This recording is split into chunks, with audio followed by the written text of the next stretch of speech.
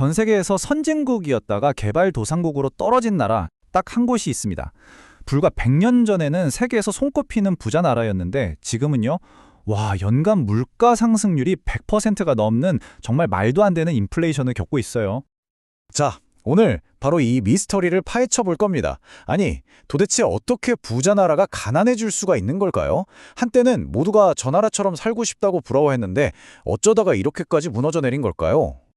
이 과거와 현재 정말 엄청난 차이죠. 한 100년 전만 해도 그러니까 1913년에는요. 아르헨티나가 프랑스보다도 1인당 소득이 높았어요. 남미의 파리라고 불릴 정도였으니까요. 그런데 지금은 어떻습니까? 그냥 경제 붕괴, 초인플레이션의 대명사가 되어버렸죠. 이 믿기 힘든 추락, 그 원인을 지금부터 하나씩 짚어보겠습니다. 우선 아르헨티나가 얼마나 대단했는지 그 반짝반짝 빛나던 황금기 시절로 한번 가보시죠. 네, 당시에 아르헨티나인처럼 부자다이라는 말이 그냥 관용어구처럼 쓰일 정도였어요. 수도 부에노스아이레스는 파리나 런던 저리 가라 할 정도로 화려했고요. 당시 부자들은 여름 휴가를 당연히 유럽으로 떠났습니다. 그게 일상이었죠. 세계 3대 오페라하우스 중 하나인 콜론 극장이 바로 그때 지어진 겁니다. 그런데 말이죠. 이렇게 눈부신 번영 뒤에는 사실 아주 불안한 비밀이 숨어 있었습니다. 모든 문제가 바로 여기서부터 시작됩니다. 그 당시 경제학계에서는 비교 이론이라는 게 대세였어요. 쉽게 말해서 잘하는 거에만 집중하자 이거죠. 아르헨티나한테 그건 딱 하나, 바로 농업이었습니다. 팜파스라고 불리는 어마어마하게 넓고 비옥한 땅에서 소고기랑 밀을 길러서 파는 거죠. 이건 가만히 있어도 땅이 돈을 벌어다 주는 수준이었어요. 말 그대로 돈방석에 앉은 겁니다. 바로 여기서 아르헨티나의 치명적인 실수가 나옵니다. 비슷한 시기에 출발했던 캐나다나 호주랑 비교해보면 딱 답이 나와요. 이 나라들은 관세를 매겨서 자기 나라 산업을 보호하고 키웠거든요. 일종의 기초 체력을 다진 거죠. 그런데 아르헨티나는 난 농업 천재니까 다른 건 필요 없어 하면서 한 우물만 판 거예요. 그러다가 그 우물이 말라버리니까 그냥 속수무책으로 당할 수밖에 없었던 겁니다. 아니, 왜 그랬을까요? 이렇게 똑똑한 사람들이 그걸 몰랐을까요? 이유는 너무나도 간단했습니다. 바로 기득권 때문이었죠. 당시 아르헨티나의 권력은 땅을 가진 소수의 지주 엘리트들이 꽉 쥐고 있었어요. 이 사람들 입장에선 농사만 지어도 돈이 쏟아지는데 굳이 머리 아프게 공장을 지을 이유가 없었던 거예요. 오히려 공장이 생기고 노동자 힘이 세지면 자기들 입지가 좁아질까 봐 걱정했죠. 결국 나라의 미래보다는 자기들 밥그릇 챙기기에 급급했던 겁니다. 그리고 결국 올 것이 왔습니다. 20세기에 들어서면서 아르헨티나는 그야말로 혼돈의 소용돌이에 빠져들어요. 지금부터 정말 롤러코스터 같은 역사를 빠르게 한번 훑어볼 텐데 여기서 반복되는 실패의 패턴을 한번 잘 봐주세요. 자, 1930년대 대공황이 터지면서 전 세계가 문을 걸어 잠궜죠. 아르헨티나의 유일한 무기였던 수출이 막혀버린 겁니다. 그제서야 부랴부랴 산업을 키우려 했지만 이미 버스는 떠난 뒤였죠. 그 후로는 정말 정신이 하나도 없어요. 70년대에는 군부 쿠데타가 일어나서 갑자기 극단적인 자유시장 정책을 밀어붙이고 90년대에는 미친 듯한 물가를 잡겠다고 자국 화폐를 달러에 꽁꽁 묶어버리는 초강수를 둡니다. 그 결과가 어땠을까요? 네, 2001년 나라 경제가 그냥 완전히 박살 나버렸습니다. 이 과정에서 정말 끔찍한 악순환이 만들어져요. 정권이 바뀔 때마다 정책이 이쪽 끝에서 저쪽 끝으로 휙휙 바뀌는 거죠. 자, 한쪽 정권은 수입을 막고 우리 기업만 키우자 이랬어요. 근데 그 결과는 경쟁 없이 자란 온실 속 화초 같은 비실비실한 기업들만 잔뜩 만들어낸 꼴이 됐죠. 그러다가 다음 정권이 들어서면 180도 돌변해서 아니야, 다 열어. 완전 자유경쟁이야 하면서 모든 보호막을 한꺼번에 걷어치워버립니다. 이게 바로 충격요법인데 비유하자면 수영 한 번도 안 되어본 사람을 갑자기 태평양 한여운대에 던져넣는 거랑 똑같아요. 준비운동할 시간도 안 주니까 국내 기업들은 글로벌 기업들한테 그냥 다 잡아먹히고 거리는 실업자로 넘쳐나게 된 겁니다. 이 그래프를 보시면 그 고통이 얼마나 심했는지 바로 느껴지실 겁니다. 1989년 연간 물가 상승률이 5000%입니다. 50%가 아니라 5000%예요.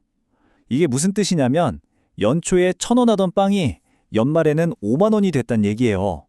아침에 받은 월급이 저녁이 되면 휴지 조각이 되는 그런 말도 안 되는 상황을 매일 겪어야 했던 거죠. 그러다가 불과 10년 뒤에는 물가가 오히려 떨어지고 지금은 또다시 100%가 넘는 인플레이션이라니 이 정도면 국민들 삶이 그냥 지옥 그 자체였다고 봐야죠. 결국 2001년 참다 못한 국민들의 분노가 폭발하고 맙니다. 깨세 마얀토도스 모두 다 꺼져라. 이게 당시 시위대의 구호였어요.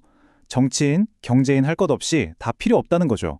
상황이 얼마나 심각했냐면 단 한 달 만에 대통령이 무려 5번이나 바뀌는 정말 영화에서나 나올 법한 일이 벌어졌습니다. 나라 시스템 전체가 완전히 불신당한 그런 순간이었던 겁니다. 자, 지금까지 정말 정신없는 역사를 함께 달려왔습니다. 그런데 여기서 잠시 멈춰서 가장 근본적인 질문을 던져봐야 해요. 이게 과연 어떤 정책이 더 좋았냐의 문제였을까요? 자유무역이 틀렸나? 아니면 보호무역이 문제였나? 아니라는 겁니다. 진짜 문제는 정책이 아니라 그 정책을 실행하는 게임의 판 자체가 완전히 썩어 있었다는 데 있습니다. 이걸 노벨 경제학상 수상자들은 포용적 제도와 착취적 제도라는 개념으로 설명하는데요. 말이 좀 어렵죠? 아주 쉽게 비유해 볼게요. 포용적 제도는 규칙이 모두에게 공정하게 적용되는 스포츠 경기 같은 거예요. 실력 있고 노력하면 누구나 스타가 될 수 있죠. 반면에 착취적 제도는 심판이랑 특정 선수가 짜고 치는 사기 도박판 같은 겁니다. 여기서는 실력? 아무 소용없어요. 누구랑 치단지가 훨씬 중요하죠. 바로 이겁니다. 아르헨티나의 진짜 비극은 정책이 뭐였던 간에 그 결과는 항상 똑같았다는 점이에요. 언제나 소수의 엘리트들만 배를 불렸다는 거죠. 나라 기업을 민영화한다? 그럼 자기 친구들한테 헐값에 넘겨줘요. 특정 산업을 보호한다? 그럼 자기랑 친한 기업에만 온갖 특혜를 몰아줍니다. 애초에 게임의 룰 자체가 우리 편만 이기게 만들어져 있었던 거예요. 그리고 진짜 무서운 건 이 시스템이 시간이 갈수록 점점 더 강해진다는 겁니다. 불평등으로 돈과 권력을 독점한 엘리트들이 그 힘으로 자기들에게 더 유리한 법과 제도를 만들어요. 그럼 불평등은 더 심해지겠죠? 그럼 엘리트들은 더 강해지고요. 이런 악순환의 고리는 한 번 빠지면 헤어나오기가 정말 어렵습니다.